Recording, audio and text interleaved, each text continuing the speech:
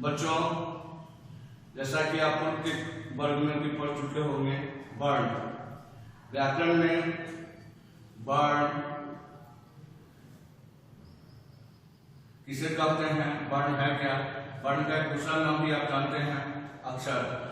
अक्षर का अर्थ होता है जिसका क्षण नहीं, अर्थात जो बदले नहीं, जो परिवर्तित नहीं हो, जिसको हम विभाजित नहीं कर सके। इस प्रकार वर्ण का दूसरा नाम हुआ अक्षर। आप वर्ण कहते किसे हैं? तो वर्ण सार्थक मूल ध्वनि को, सार्थक का अर्थ ही होता है जिसका कोई अर्थ हो। मूल ध्वनि को कहते हैं जिसे हम विभाजित नहीं कर सकते, अर्थात जिसे विभाजित नहीं किया जा सकता। जैसे क को अगर हम तोड़ते हैं, क व्यंजन वर्ण है, उससे स्वर निकाले हैं तो क हलंत प्लस अ क हुआ। अगर इसको तोड़ना चाहे तो ये संभव नहीं है। वर्ण के भेद, वर्ण के दो ही भेद हैं, तीन भेद भी हैं, स्वर, व्यंजन और अयोगवाद। लेकिन यहाँ दो देखें, स्वर वर्ण और व्यंजन वर्ण। अब स्वर वर्ण किसे कहते हैं? दो भेद के अंतर्गत पहला भेद हुआ स्वर वर्ण, जिस वर्ण विशेष के उच्चारण में अन्य वर्ण, दूसरा बचा कौन है? व्यंजन, अर्थात व्यंजन वर्ण की सहायता न लेनी पड़े, उसे स्वर वर्ण कहते हैं।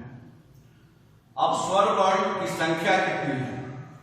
अ, आ, ह्रस्व दीर्घई, ह्रस्व दीर्घऊ, ऋ, ए, ओ, औ, अं और अ। स्वर वर्ण के भेद ह्रस्व स्वर, दीर्घ स्वर और प्लुत स्वर, यानी स्वर वर्ण के तीन भेद होते हैं। पहला हो गया ह्रस्व स्वर, दूसरा दीर्घ स्वर और तीसरा प्लुत स्वर। एक बार फिर से जान लें, वर्ण सार्थक मूल ध्वनि को कहते हैं जिसे विभाजित नहीं किया जा सकता है। जैसे कोई भी वर्ण ले सकते हैं, कोई भी वर्ण हो, क से लेकर के छ ज्ञान तक ले सकते हैं। किसी को भी आप एक निश्चित स्तर तक ही उसको विभाजित कर सकते हैं। अब उसका भेद स्वर वर्ण, व्यंजन वर्ण, यानी दो ही भेद हुए। पहला भेद है स्वर वर्ण, जिसके उच्चारण में अन्य वर्ण अर्थात व्यंजन वर्ण की सहायता नहीं लेनी पड़े, वह स्वर वर्ण कहलाता है। इसकी संख्या 13 है। अ, आ, ह्रस्व दीर्घ से लेकर अ तक। स्वर वर्ण का जो भेद हुआ वह 3 है, ह्रस्व स्वर, दीर्घ स्वर और प्लुत स्वर। इस प्रकार से हम लोग वर्ण के भेद तक, स्वर वर्ण के भेद तक पहुंचे हैं। आगे देखते हैं।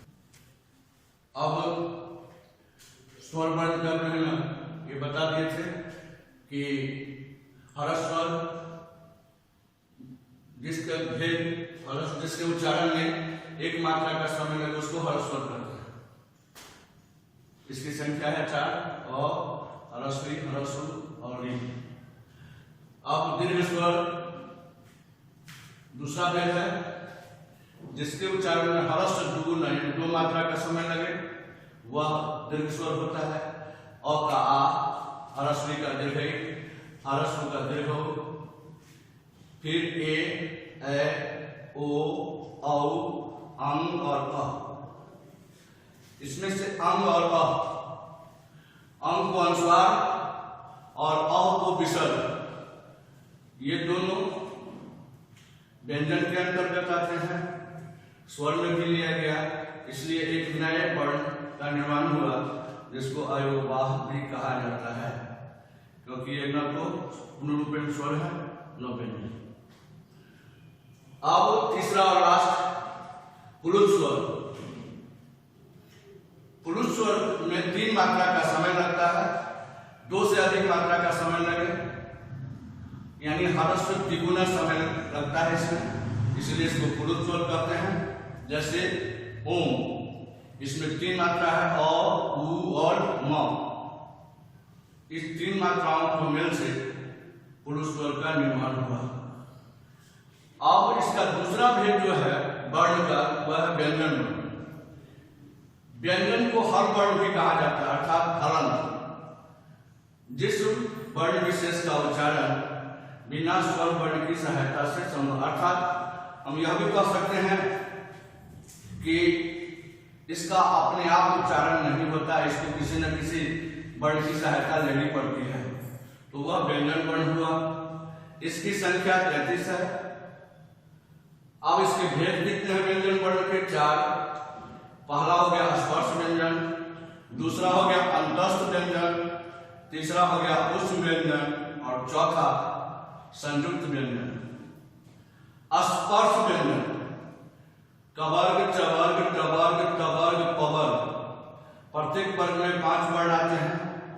इस प्रकार से कवर्ग से लेकर पवर्ग तक इसकी संख्या हो गई 25। अंतस्थ व्यंजन यह है 4 य, र, ल, व। ऊष्म व्यंजन इसकी भी संख्या 4 है, तालाब्य स, मूर्धन्य स, दंत स और ह। लास्ट 4th संयुक्त व्यंजन, इसलिए यह संयुक्त व्यंजन है क्योंकि इसका निर्माण, ऐसे वर्ण का निर्माण 2 असमान व्यंजन वर्ण से होता है। अक्ष, त्र, ज्ञ और स्र। अक्ष में आप देख रहे हैं क हलंत, मूर्धन्य स हलंत, फिर यानी स्वर वर्ण है अ। त्र में देखिए क हलंत, र हलंत, फिर स्वर वर्ण अ। ज्ञ में ज हलंत, या हलंत, अ और स्र तालाब्य स हलंत, र हलंत प्लस अ। एक बार पुनः देख लें। ह्रस्व जिसके उच्चारण में एक मात्रा का समय लगता है, यानी कह सकते हैं कि एक मात्रा वाला ह्रस्व, इससे दुगुना मात्रा वाला दीर्घ और ह्रस्व त्रिगुणी मात्रा वाला पुरुष स्वर होता है।